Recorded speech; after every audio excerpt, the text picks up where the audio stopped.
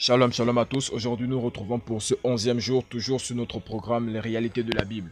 Aujourd'hui, nous allons parler de sa puissance à travers vous. Sa puissance à travers vous. Lisons rapidement nos Bibles dans le livre de 1 Pierre, chapitre 2, au verset 9.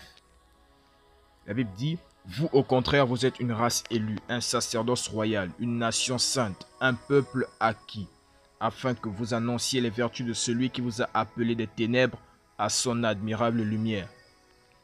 Alors, ici nous comprenons que, étant nés de nouveau, vous êtes le temple du Saint-Esprit. Vous portez et vous pouvez transmettre ou transférer la puissance de Dieu. De même que la puissance de Dieu était transférée sur le linge qui avait été en contact avec le corps de Paul dans Actes 19, versets 11 à 12, la puissance de Dieu est transmise à tous ceux qui viennent de vous ou qui entrent en contact encore avec vous. Donc, avec une telle impartition vient un potentiel extraordinaire. Rien n'entre en contact avec vous sans le résidu de l'esprit, parce que vous portez la présence divine de Dieu. Vous êtes un vaisseau convoyeur de Dieu. Regardez ce que dit 2 Corinthiens, chapitre 6 au verset 16. Nous allons couper. Car nous sommes le temple de Dieu vivant. Comme Dieu l'a dit, j'habiterai et je marcherai au milieu d'eux. Je serai leur Dieu et ils seront mon peuple. Donc, vous êtes le quartier général de Dieu. Son centre d'opération, il exprime et manifeste son amour à travers vous. Vous êtes le dispensateur de ses grâces et sa justice. Lisez à nouveau d'autres versets d'ouverture. Donc, si vous partagez la parole avec quelqu'un, par exemple, vous pourriez littéralement communiquer l'esprit à cette personne par vos paroles, son amour, sa compassion et sa présence jaillissante de vous vers eux. Donc, leur apportant la conscience de son amour et sa justice. Donc, c'est ce que nous voyons dans le ministère du Seigneur Jésus et de ses apôtres. C'est remarquable. Ces remarquables miracles, signes et prodiges qu'ils ont opérés ne nous ont pas été racontés pour que nous puissions simplement les lire et en être conscients. C'est afin que nous soyons inspirés pour savoir comment faire de même de nos jours, par la puissance du même esprit qu'ils ont marché.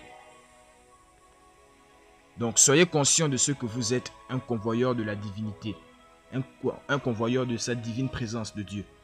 Vous êtes le canal d'expression de sa gloire. C'est l'une des raisons pour lesquelles il veut que nous soyons constamment remplis de l'esprit dans Éphésiens 5, 18. Lorsque vous êtes remplis de l'esprit, il en résulte une abondante effusion de sa puissance à travers vous.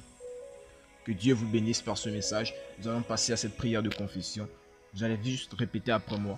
Cher Père, je te remercie pour ta force puissante qui est à l'œuvre en moi et qui est encore activée maintenant pour communiquer la grâce et la justice à beaucoup aujourd'hui.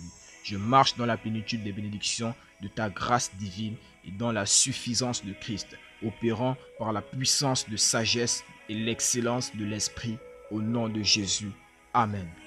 Alors, pour ceux qui veulent faire de leur étude approfondie, vous pourriez prendre 1 Jean 4, 4, Actes des Apôtres 1, verset 8, et Colossiens 1, verset 27 à 29. Et pour ceux qui aident la lecture de la Bible en un an, Romains 12, verset 17, ou encore Romains 13, verset 1 à 14, et Psaume 91, Psaume 89, autant pour moi. Et pour ceux qui aident la lecture de la Bible en 2 ans, vous avez le Philippiens chapitre 1, verset 23 à 30, et Ésaïe 62. Shalom à tous, que Dieu vous bénisse.